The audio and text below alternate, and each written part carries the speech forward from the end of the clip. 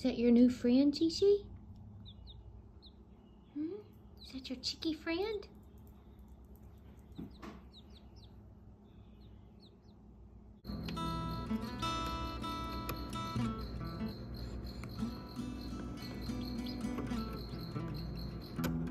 How tiny.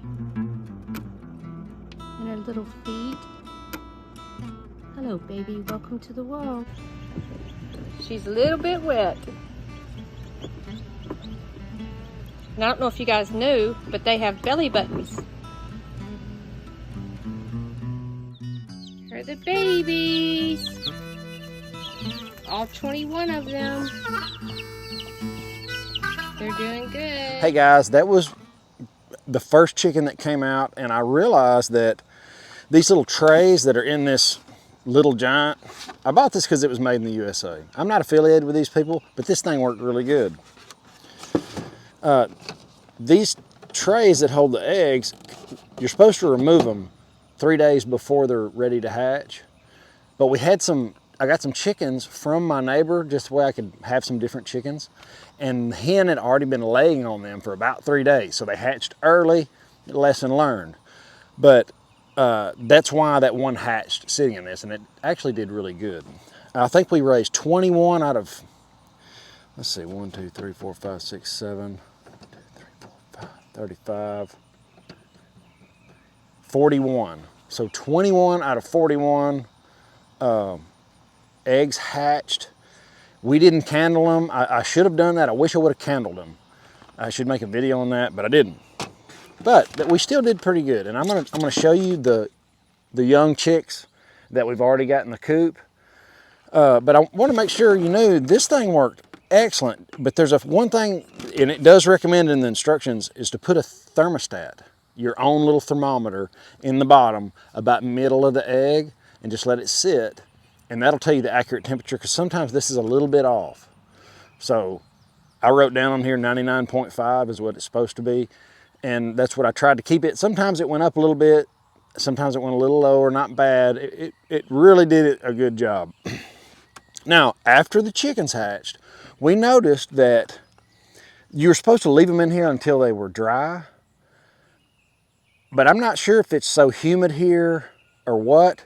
Taking them just after a matter of 2 or 3 hours. You're supposed to leave them sitting in here for up to 24 hours.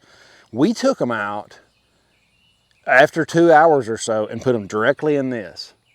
And it was like, they loved it. For some reason, getting them out of here and getting them in this, they popped up and started eating and fighting. I mean, they were just going for it.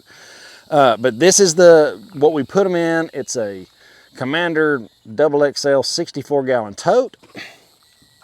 And it worked really good. I put a heat lamp on this side. I had it next to a shelf, and it kept them warm, and they could run away if they wanted to get cooler.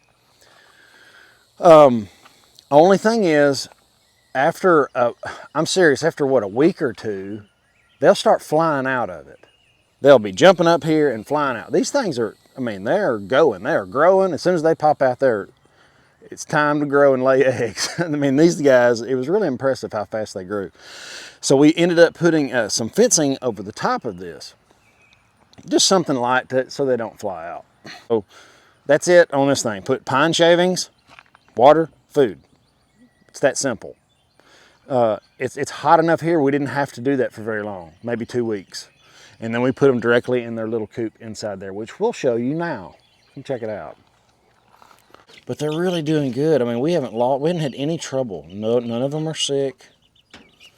You know, stick your head in there, stick the camera in there. Oh, be careful, they fly out now. I've lost a few almost.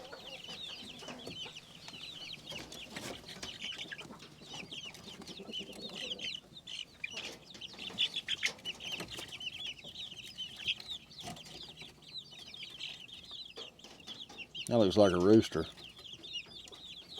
Sure, we got a few of those. All right, so we have this little coop for this reason. Bought it from my neighbor. Actually, he gave it to me, matter of fact. Super nice guy. He was getting out of the chicken business a while back. And we got this can right here. It's got their food in it. It's real small for the baby chickens. There's their feeding tray, and we took their water and got it up off the floor because they were getting too much junk in their water. It's a pain in the butt to clean that out all the time. So I suggest getting a bigger than what you think watering trough and get it off the chicken floor.